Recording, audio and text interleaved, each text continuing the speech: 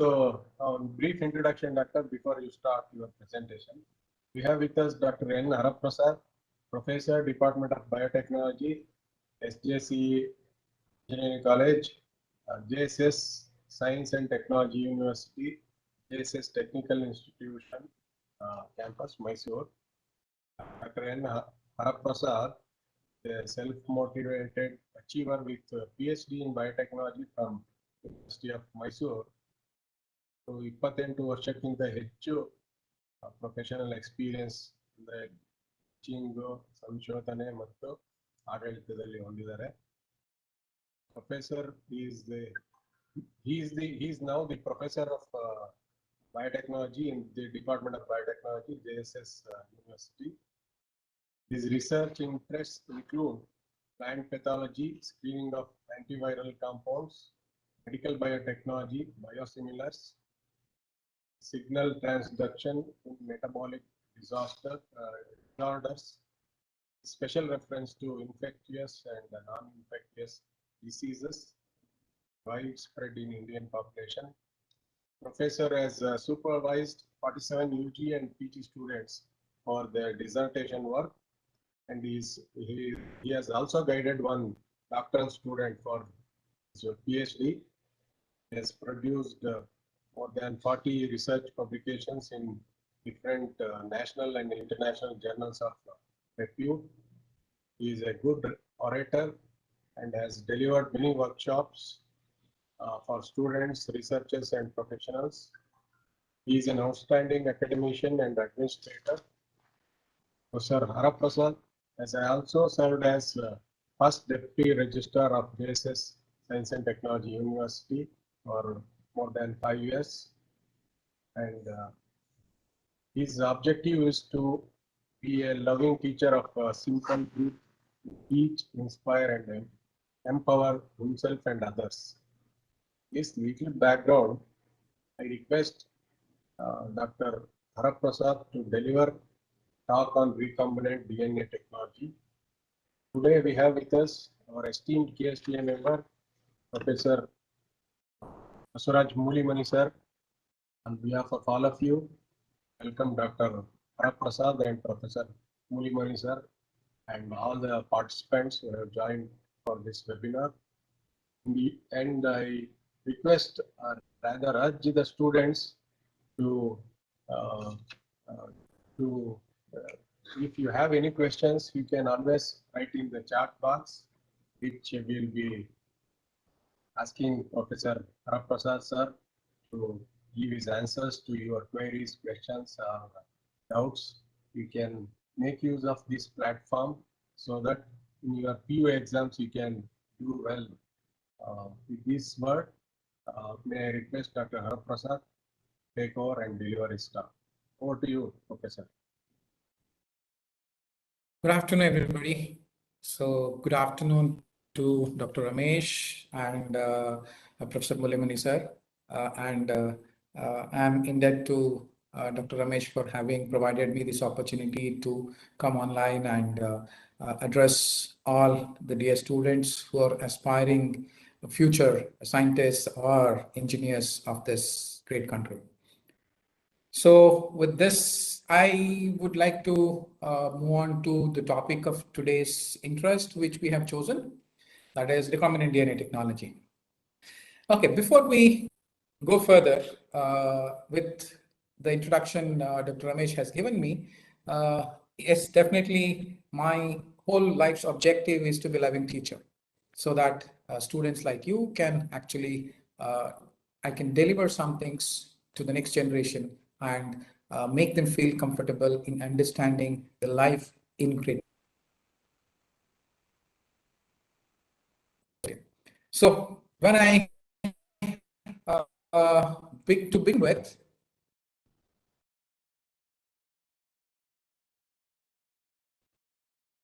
I would actually, these are the areas I would cover on. So I would like to introduce you to the concept of recombinant DNA technology, how the whole concept of discovery of recombinant technology happened, and some important timeline wherein what are the important timelines or what important events happened in the area of DNA technology, and what is the process of recombinant DNA technology? And of course, the most important, what we are all experiencing today, is about the applications of recombinant DNA technology. So before we go further, I would like to quote this. That is, the past gives us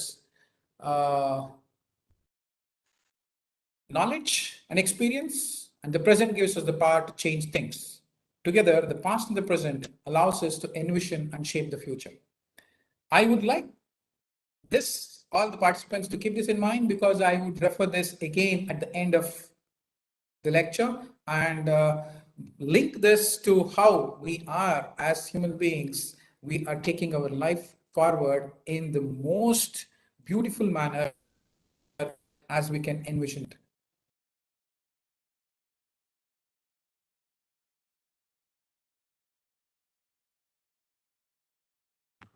Okay, to introduce you to the topic, let's come to our own country. What are the characteristics of a developed country? A country which is highly developed is considered to be developed if the breakthrough remedies for major diseases like cardiovascular diseases, cancer, viral diseases, killer bacterial diseases are there, and they have abundant availability of clothing, food, and drinking water, sound knowledge and practice of good hygiene, high quality jobs, and technologically advanced industries. And in all the above areas, what you have mentioned here, recombinant DNA technology can make a very significant contribution in enhancing the way developed country looks. So, Haraprasad sir, sorry for interrupting you. Hello. About, so yes, sir. Haraprasad sir. Am I audible or some problem? Sir, ಇದು internet ಹ್ಯಾಂಗ್ ಆಗ್ತಿದೆ. Camera of ED sir. Camera off it, la? So you can use the internet. Yeah. Sure. You can turn off the camera. Yeah. Yeah, I've turned it off. Is it clear? Professor. Okay, great. So thanks for that support, Mr. Lobo. To continue, we are talking today about one important genetic material all of us know as DNA. So all of you know what DNA is. You are +2 students, and let's look at DNA in this perspective. How huge, what are we talking about? So there are trillions of cells in the human body, and each cell has 46 human chromosomes, 2 meters of DNA, 3 billion DNA subunits, and approximately 30,000 genes code for proteins that perform most of the life functions every day in and out.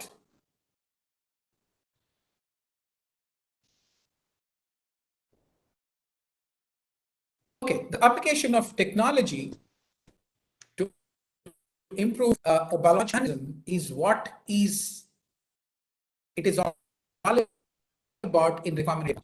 So to modify the biological function of an organism by adding genes from other organisms which probably might give us more beneficial factors is what recombinant DNA technology is. So technology will transform, has transformed, and will continue the way we live. So when we look into the concept of whole biotechnology, there are several skills that has revolutionized biotechnology, and recombinant DNA technology is one of it, including monoclonal antibodies.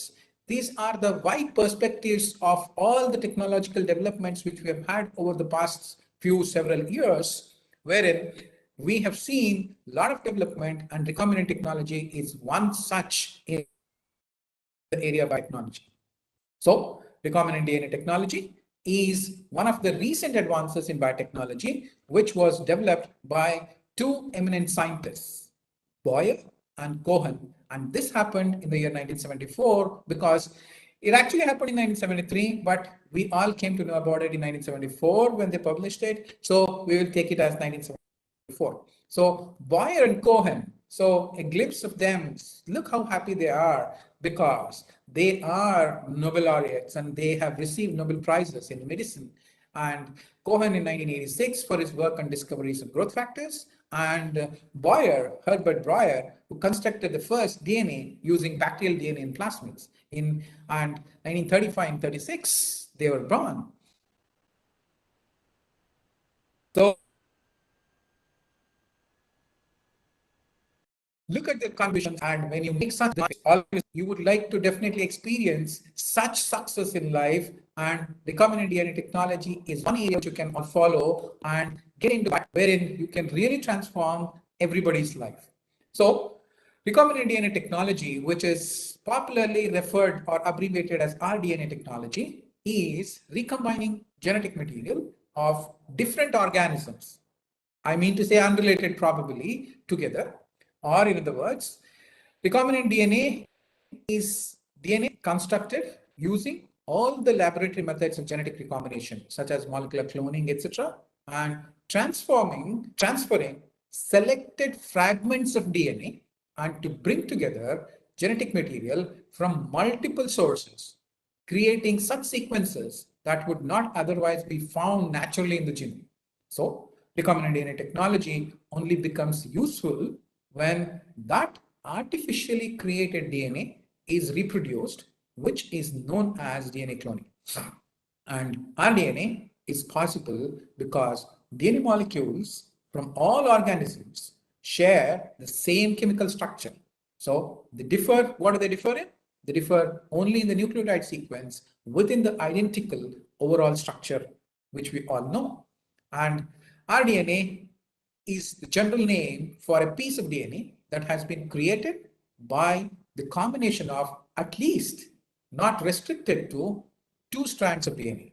So RDNA molecules are sometimes called chimeric DNA because they can be made of material from 2 different species, like the mythical chimera, if you all know about the chimera.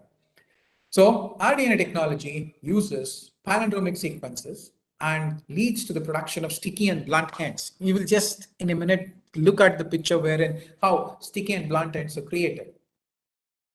So just going in, that was a brief introduction about recombinant DNA technology and the definitions. So let us see what are the timelines or important events which are to be recognized here in recombinant DNA technology. Going back to 1941, where it all started, that is, the term genetic engineering was coined. And Esther Ledberg discovered the lambda-phage DNA in 1950. And going to 1951, not so far, the first observation of the modification of viruses by bacteria was unraveled. So in 1957, the first synthesis of DNA in a test tube happened. And from there on, a lot of developments have happened over a 2 decades period, and in 1974, recombinant DNA successfully produced in Escherichia coli by none other than Cohen and Boyer. So what is the exact process which we use to generate a recombinant DNA? So the first step in generating a recombinant DNA is to isolate the genetic material from the source of interest, which can be anything, a microorganism, a higher animal, anything, but we need the DNA first. Second, I said, that is cutting it into creating a blunt end and a sticky end, is what we do by using restriction enzyme digestion.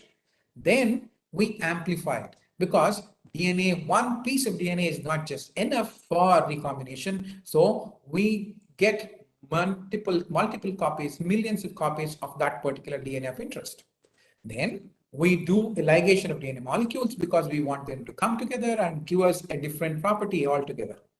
Then insertion of the recombinant DNA into the host, that is the major task, because our DNA of interest is created, but it has to get into a live working model and produce whatever it is expected to produce. Then once we successfully transform it, insert it into a recombinant DNA host, then we isolate the recombinant DNA cells so that they can continue producing the same. So let us look in small detail about each of these steps.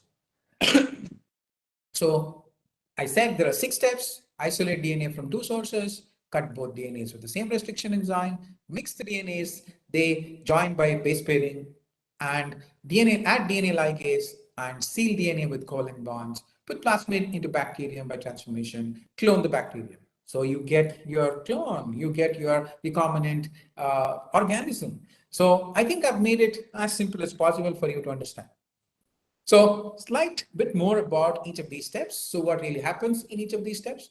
The first step is, as I told you, is to isolate the desired DNA in its pure form. It's very, very essential. That is free from other macromolecules. If it is not in a pure form, what really can happen, we don't know, because you are transforming something which you don't know at all and inserting a piece of DNA of interest into something you don't know. So what can be created, you will not be knowing. So it is very, very essential in this step to get a DNA, desired DNA, in its purest form. And since DNA exists within the cell membrane, along with other macromolecules, such as RNA, polysaccharides, proteins, and lipids, it must be separated out, yeah, and purified with, which involves enzymes, which are very efficient in doing the same. That is lysozymes, cellulases, chitinase, ribonuclease, which can dissolve RNA, and proteases, which can dissolve proteins. So we dissolve everything except the DNA. So other macromolecules are Nobel with other enzymes or treatments, and ultimately our objective is achieved. That is, the addition of ethanol causes the DNA to precipitate out into fine threads. This is then easily spooled out to give purified DNA. I hope if you have done an experiment of isolation of DNA from coconut endosperm, you will have seen exactly the same happening. So the second step, we move on to restriction enzyme digestion. That is, I said we cut the DNA. So restriction enzymes are such protein molecules which act as molecular scissors.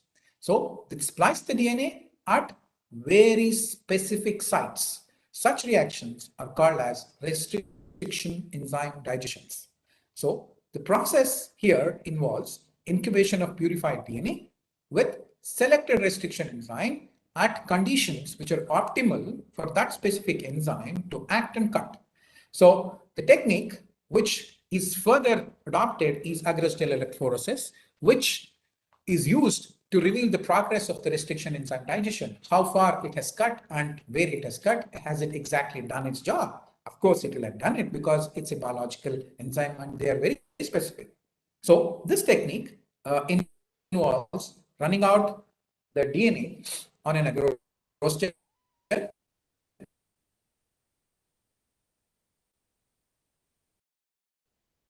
and on the application current, this in turn will allow separating and cutting out the digested DNA fragments. So the vector DNA, on the contrary, is also processed using the same procedure because we need to insert this DNA of interest into an organism. So this is how the cut ends and the blunt ends, sticky ends and the blunt ends are created, and this is how it is palindromic. So you all understand what a palindrome is. Either way you read it, it gives you the same series. So restriction enzyme equal R1 enzyme cut in one target sequence, resulting in a linear molecule with single-stranded sticky ends. That is, when it's cut in this form, it sticks back whenever it comes together. So this is how it works. So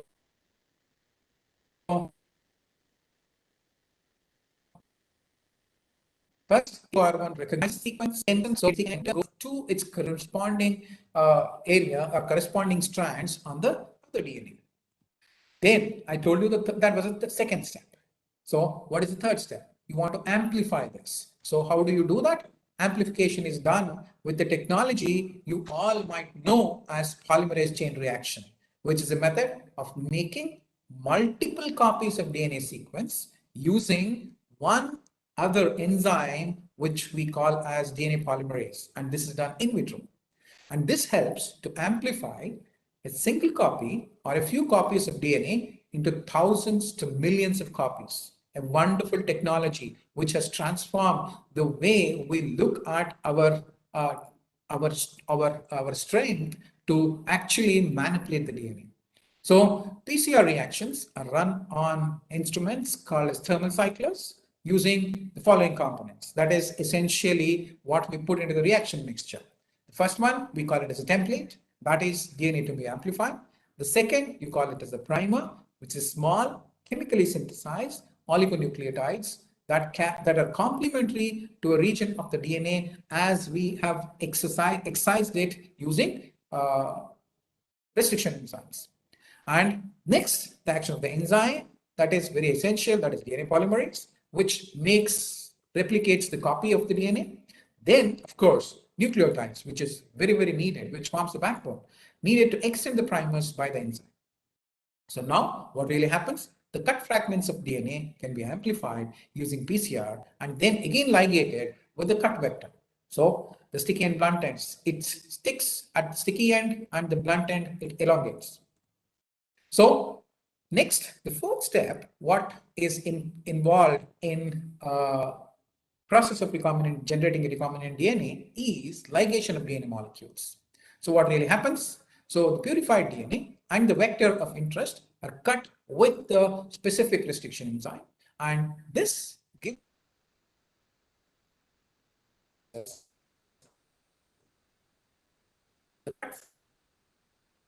fragment of DNA and the vector, which is also a DNA together using the enzyme DNA ligase, is what is referred to as ligation.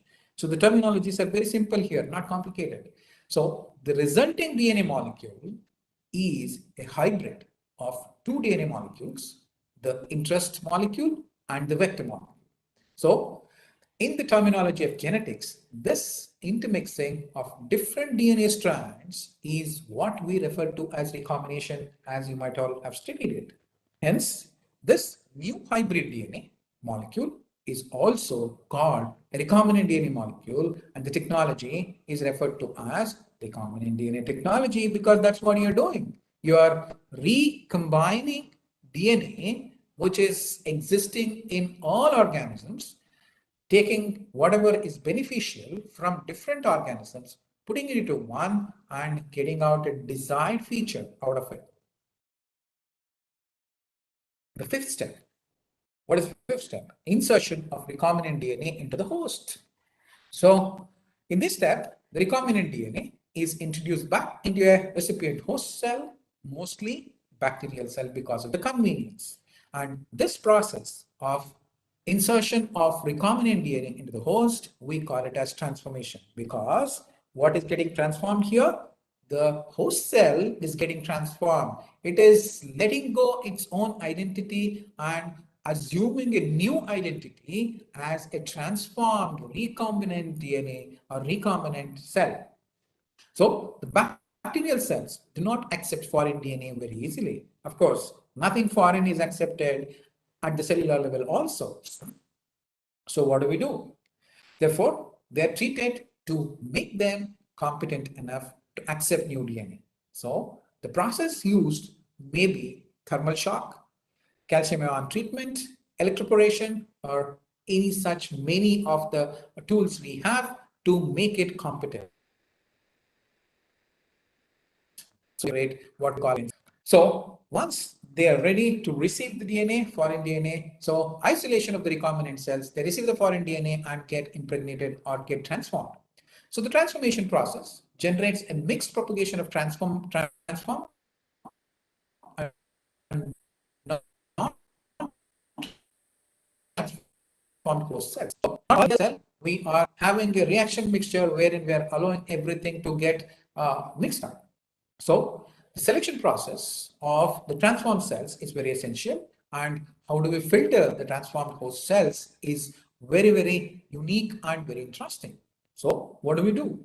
For isolation of recombinant cell from non-recombinant cells, a marker of plasmid vector is employed. So we have to identify them, isn't it? So to identify them, we mark it. How do we mark it? We can mark it to show up as different colored cells. For example, the PBR322 plasmid vector contains a different marker gene, that is an ampicillin resistant gene and tetracycline resistant gene. So what does these two antibiotics do then? So when the PST1 recombinant RE is used, it knocks out the ampicillin resistant gene from the plasmid. So the recombinant cell becomes sensitive to ampicillin. So This way, we will be able to recognize the cells which are competent or which are recombinant in nature. So that was regarding the 6 steps and the whole process of obtaining a recombinant DNA, which is in toto called as recombinant DNA technology, because we are generating here cells which are desirable and carrying out such functions which are essentially useful for mankind. So now all this is a simple technology. So you can consider, or you can take it on par with a cookbook experiment wherein you have all the process in place, you take everything, put it into a mixture, allow the reactions to happen by creating such environment wherein what all ingredients you have put mixes in the right manner amongst themselves and gives you a recombinant DNA. Now, what is more important with all this technology is what are its applications? Where do we use this? So, is it beneficial? Is it not beneficial? Can we err some time? What are the other concerns which are associated with this? These are the things which we are to know, because that is why recombinant DNA technology helps us, and that is why we have developed it, keep developing it as technology further. So if we look at the applications of recombinant DNA technology, recombinant DNA is widely used in 3 areas mostly, that is biotechnology, medicine, and research. For what? Recombinant proteins, which we refer to as, are widely used as reagents in laboratory experiments. Practical applications of recombinant DNA are found in many kinds of industry, including food production, meat production, and other textile industries, etc. So, recombinant DNA technology is also used to detect infectious diseases like HIV, dengue, COVID. Today, for example, what we are going through, we can detect it using recombinant DNA technology. And next is to identify, map and sequence genes, and to determine their function. We can use specifically marked recombinant DNAs to make us see and control what kind of gene sequences are being deciphered. So next, it finds applications in medicine like production of insulin in bacterial cells, so which we call it as humulin. And most interesting is gene therapy. It is used as an attempt to correct the gene defects, which gives rise to hereditary diseases. So you all know hereditary diseases, you don't have control over it. It is carried from the parental gene, so you can't do anything about it. But now we have tool to correct that. That is referred to as gene therapy, nothing but an application of recombinant DNA technology, which has transformed lives of many people on this earth. And of course, clinical diagnosis like ELISA and like many other techniques. One is ELISA, many other techniques are there which allows us detecting or diagnosis of various clinical situations, which equips us to treat them properly, to find out answers for it, and also to further, very interestingly, deal with correcting that situation like we do in gene therapy. Yes, this sounds interesting, isn't it? Production of transgenic animals. Look at these, all these are mice. How many of you have seen this? They are fluorescent green and the non-transformed black mice amongst the transformed mice, which is fluorescent green. So that's what you can do with recombinant DNA technology. Genes of interest and benefit mankind can be actually inserted into animals using recombinant DNA technology so as to produce the transgenic animals. What does it do? Why do we need to do this? It helps with the production of better farm animals so as to ensure more commercial benefits. It also helps in production of certain commercially important proteins and pharmaceutical compounds in such transgenic animals. Biotechnologists in toto have successfully performed or successfully produced transgenic pigs, sheep, rats, and cattle. Of course, all of you must be aware of the first sheep which was transformed, which was cloned. Molly.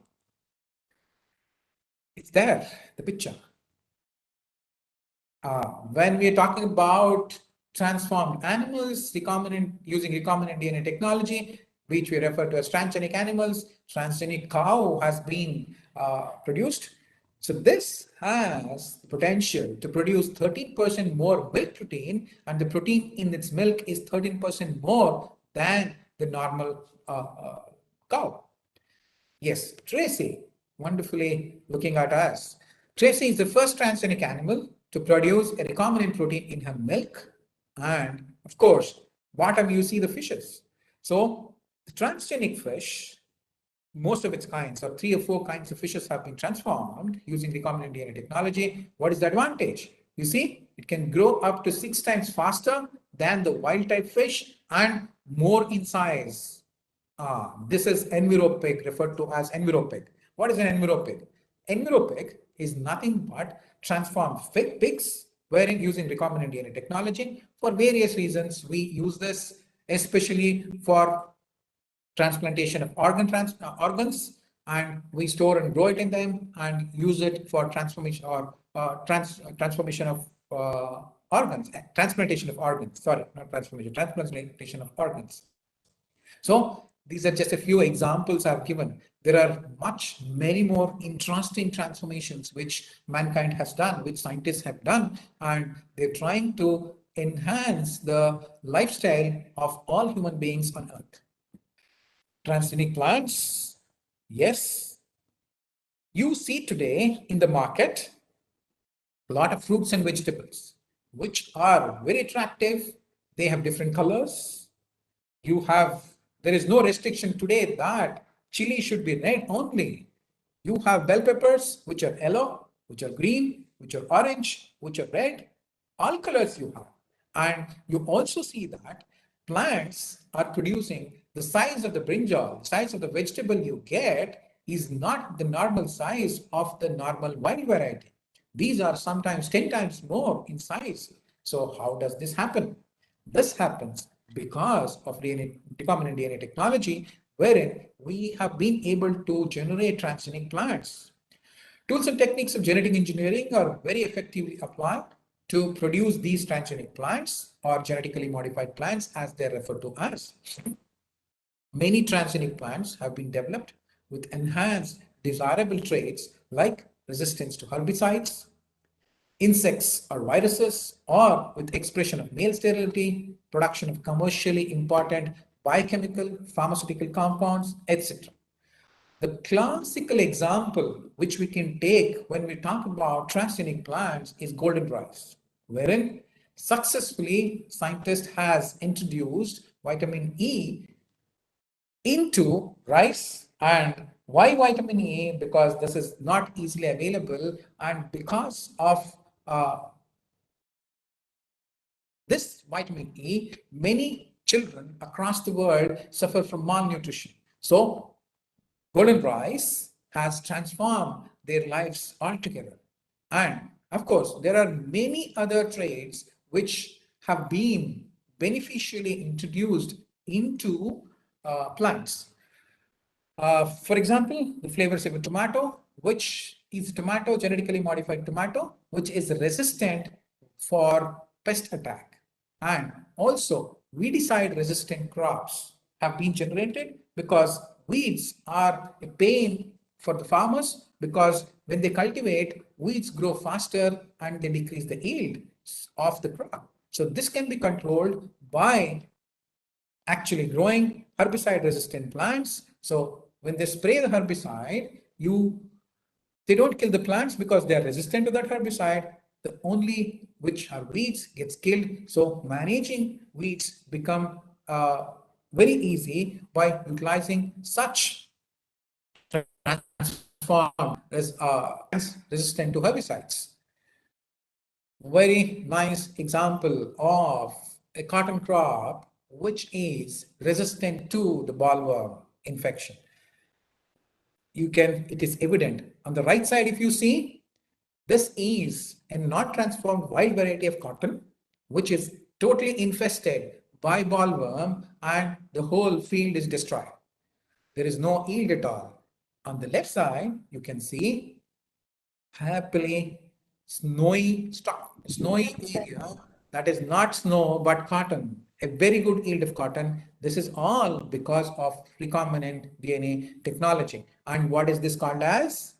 You might have all studied this and know this. This is very popularly called as BT cotton, isn't it? You all might have heard this terminology, BT cotton. BT comes from the transforming organism used to do this, that is Bacillus thuringiensis. Excuse me. Yes, the next one is very, very interesting. That is why, because of this technology, we are all surviving today. So thanks to this wonderful technology, which has given us a very strong weapon to fight against the most prevailing pandemic today. A number of recombinant vaccines there are. A number of vaccines have been produced biologically using recombinant DNA technology. Vaccines? Sir? Is there any disturbance? No, sir, continue, sir. Okay, great, thank you. So, a number of vaccines have been produced biologically using recombinant DNA technology. These vaccines are very effective against numerous serious diseases caused by bacteria or protozoa. And these include vaccines for polio, malaria, cholera, hepatitis, and of course, COVID today. So, the generation of DNA vaccines has revolutionized the approach of treatment of infectious diseases, including the present pandemic. So, I told you, thanks to this recombinant DNA technology, without which our survival rate would have come down drastically, because we have a lot of recombinant vaccines today against COVID, which is protecting us from the infection. And recombinant hormones are also generated using recombinant DNA technology. Using RDNA technology, bacterial cells like E. coli can be transformed for production of different fine chemicals, like, for example, the very popular first kind of it, that is insulin hormones, somatostatin, somatotrophins, and endorphins. Human insulin hormone, that is humulin, is the first therapeutic product which was produced by the application of recombinant DNA technology, and we have very near to us Biocon, which produces this. And next application is interferons. Interferons are glycoproteins which are produced in very small amounts by the virus-infected cells.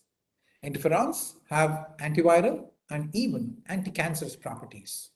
So, using recombinant DNA technology method, the gene of human fibroblasts, which produce interferons in human beings, is inserted into the bacterial plasmid. And these genetically engineered bacteria are cloned, cultured, so that the gene is expressed and interferons are produced in fairly high quantities, which is very, very essential for our survival. Yes, the next application I would like you to get acquainted with is engineered antibiotics. We're all facing a lot of antibiotic resistance bacteria, which is gaining resistance to the already being used antibiotics. So, antibiotics produced by microorganisms are very, very effective against different viral, bacterial, or protozoan diseases.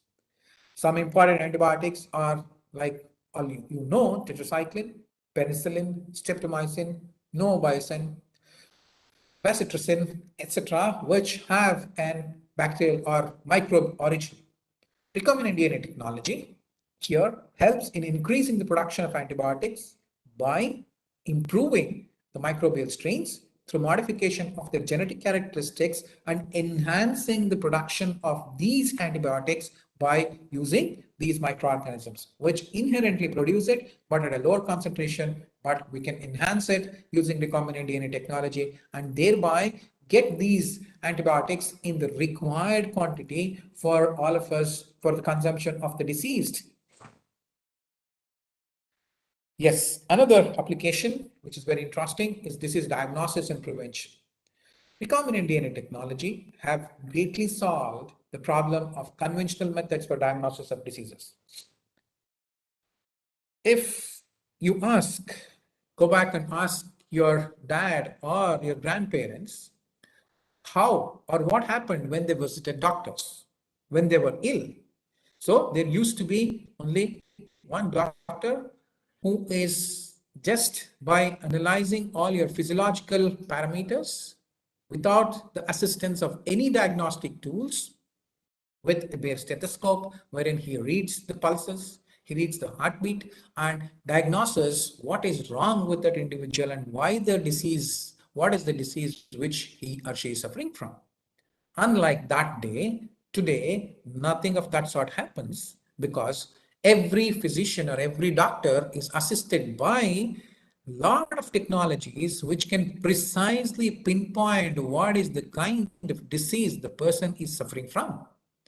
It also provides methods for the prevention of a number of diseases, like, for example, AIDS, cholera, etc., wherein we did not have any answer for that earlier to this technology. Monoclonal antibodies are very useful tools for disease diagnosis these days, which are referred to as NABs. And this has really transformed our capability to diagnose such diseases which we were not able to do it at all earlier. So recombinant DNA technology has really transformed the way diseases are diagnosed and prevented. Yeah, I was telling in the beginning, gene therapy is one such area which has really given life to many, many across the world. Gene therapy is undoubtedly the most beneficial area of genetic engineering for human beings. Thus, it is the treatment of diseases by transfer and expression of a gene into the place to ensure rest of normal cellular activity. See how important it is.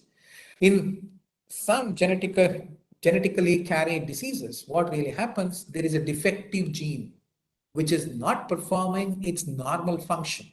When it is not performing its normal function, the body suffers. And that particular, there are many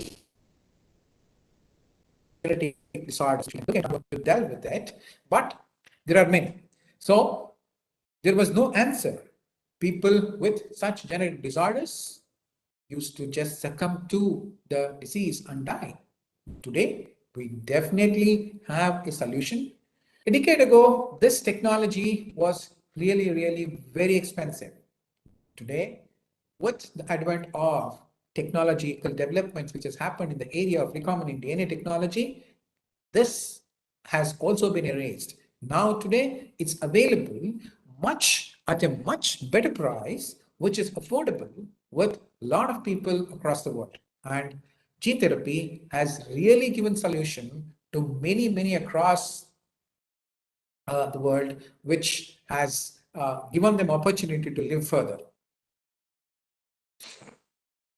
It doesn't end there. One more very interesting application is there, that is in forensics. The application of recombinant DNA technology in forensic sciences, you see, has largely relied on a unique technique named DNA fingerprinting. It's a great tool for identifying any person by analyzing the DNA from any source. This actually solved a major problem which the law enforcement was facing. That is parentage. DNA fingerprinting also helps to solve the problems of parentage and identify the criminals exactly. The law enforcement personnel, if they can catch hold of any source from which they can identify or isolate the DNA, then the person is caught. The person who has committed the crime is caught because they can directly identify that person.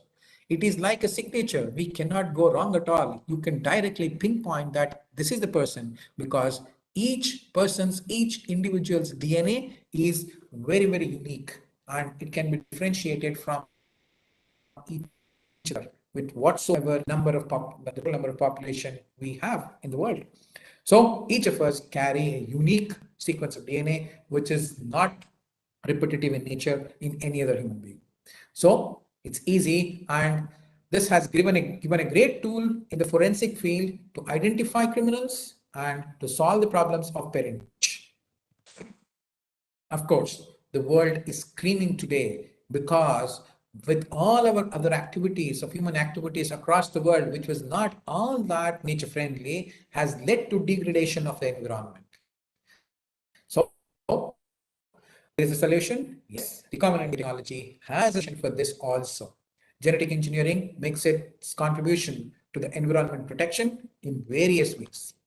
Most important to mention are the new approaches which are utilized for waste treatment and bioremediation. Yes, bioremediation, the word you know what it is, and of course for waste treatment. Major approach in environment protection is the use of recombinant DNA technology for degradation of toxic pollutants which harm the environment. For example, oil slick. So oil slick in the ocean leads to a disastrous transformation of death among the life which lives under in the sea. So it's very, very essential when such oil slicks happen, it is very difficult for us to remove it. So now what recombinant DNA technology has done for this as a solution, we have a transformed microorganism today, which when we spread across, it degrades the oil and neutralizes it, thus clearing off the oil slick. So that is one such application in environmental protection, which I can think of now. Yes, another repercussion of all the circus we have been doing as human beings for our survival, wherein we have had a irreversible kind of impact on the environment. But we want to search now what are or how we can reverse it, make it as reversible. So such thing which is getting depleted is natural energy. So biological energy production is a reality with recombinant DNA technology. Recombinant DNA technology plays an essential, important, beneficial and large-scale production of biofuels like biodiesel, ethanol, etc. by using recombinant microorganisms. Genetic engineering here helps to organisms capability for obtaining higher product yields and product tolerance in turn also. So genetically stable, high producing microorganisms are being developed by using recombinant DNA techniques, which in turn aid in an efficient production of bioenergy in very many ways. But what all I gave you until now was very rosy, isn't it? I always said that it's going to enhance the way we live. It is going to change the lifestyle of mankind and make it more livable. Yes, we have to be cautious because this is a very sharp tool. If handled improperly, we can go into a catastrophe. Why? I use the term catastrophe because, yes, it is such a very, very strong tool. What really can happen? The limitations are also recognized, wherein we see that destruction of native species in the environment that genetically modified species are introduced in may really result in an imbalance. So we will have to be very, very cautious. Resilient plants can theoretically give rise to resilient weeds also, which can be difficult to control. Which I said, herbicide resistant plant, but why can't these weeds get modified and resist the herbicide again? We are in trouble. So we have to be very, very cautious again. Cross-contamination and migration of proprietary DNA between organisms. Do we really know or do we have a control over that? We're not sure. We have to be really wary in looking into what really can get out of our hand. Recombinant organisms contaminating the natural environment is another concern. The recombinant organisms or population of clones which are vulnerable in exact same ways are to be considered, and a single disease or pest to that clone can wipe out the entire population very quickly, like what we are threatened today by a pandemic. And of course, everybody talks about the superbug, which is hypothesized, which probably can be created, but we're not sure. So we have to be very cautious in utilizing this very sharp tool, which is referred to as recombinant DNA technology. Do we stop here? No, there are certain other concerns also, which is very ethical. Ethical concerns about humans trying to play God and mess with the nature's way of selection is what is the ethical question here. It is exaggerated by the fear of unknown, of what all can be created using the technology and how is it going to impact the civilization at large. So, such a system might lead to people having their genetic information stolen and used without permission in whatsoever manner which it can be applied for. Very difficult, isn't it? Are we losing our identity here because we are telling something that somebody can steal our genetic information and use it for whatsoever reason for themselves? That's really bad. But today, until today, we have some control over it.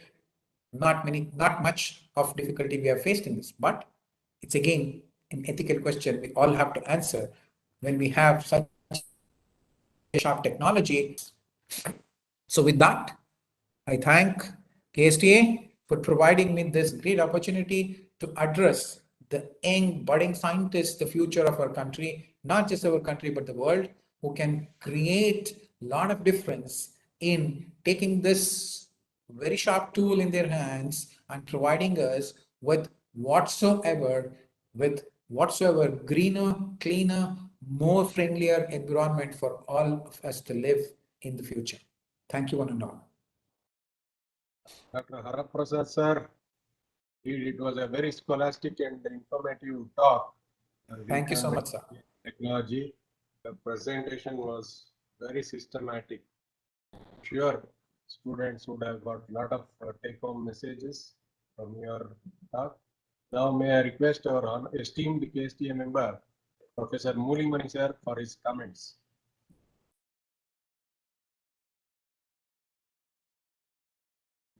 Professor Prasad, it was a very interesting talk and presented very, very clearly to the students.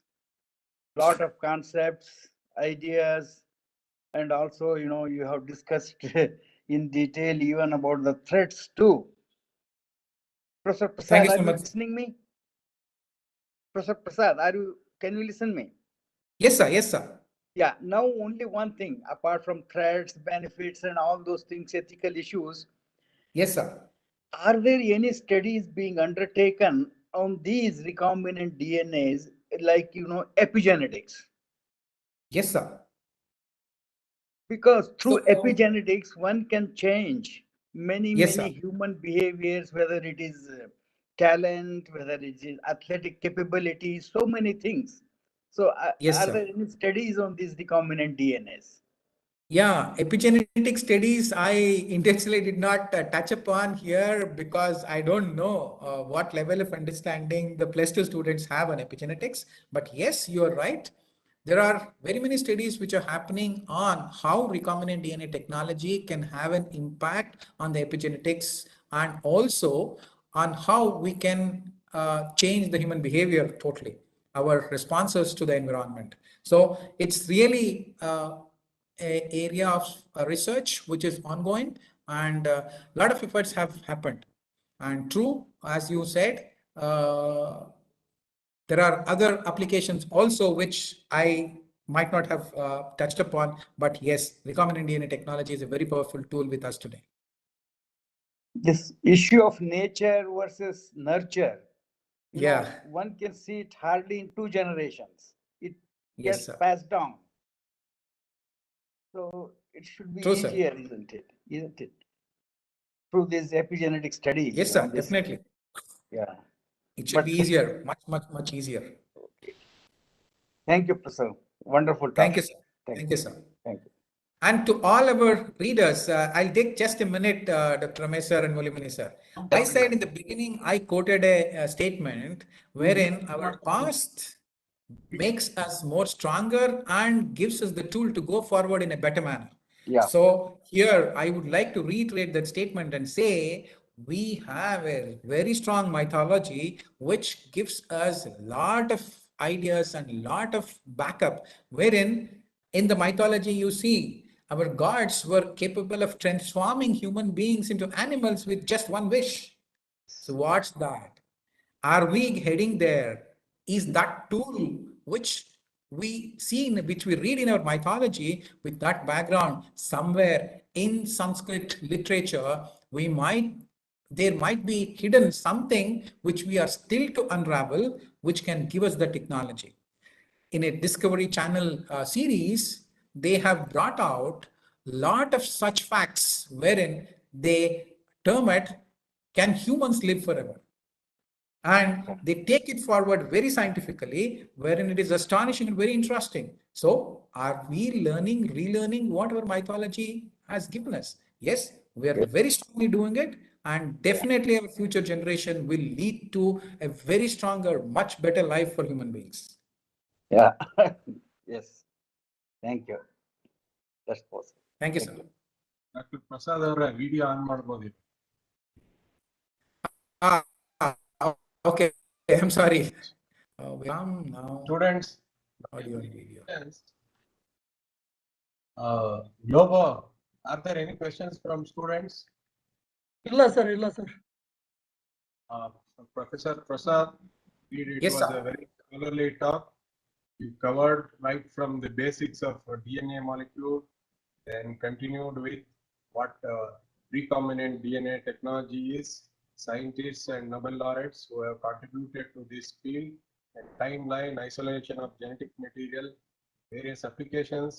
But also you spoke about limitations of RDNA technology. Truly, it was a wonderful talk. As Professor Mulimani sir told, students would have got broadened their horizon of knowledge in technology with your wonderful talk. We are grateful to you and very thankful to you for this very scholarly talk. We'll be inviting you again for future programs of STA. Definitely, sir. I would love to be a part of KSTA. We have senior. Thank you so much for this opportunity.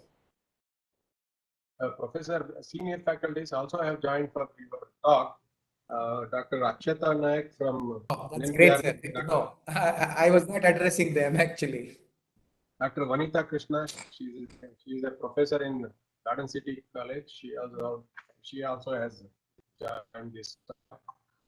Thank you to all the participants, students and teaching faculty who have joined the full. Great, sir. Thanks for everybody. Grateful, honorable member of KSTA, Professor P.G. Mulimani sir, who always joins our webinar and encourages us to do even better. We are grateful to you, sir. Very thankful to you for your presence. In fact, we are inspired by your presence. We require your presence in our future talks also. And for 1 week, we will not be having any talk because students will be having their midterm exam. On 17th, we will be having a talk on artificial intelligence, which I will be communicating it to you later. All the participants have a great time. I wish you all a successful midterm examination. Do well. Wish you all great future. Thank you very much. Thank you, Thank you, Prasad. sir. All the best for the students for their exams. Thank you so much, sir. Thank you so much, sir.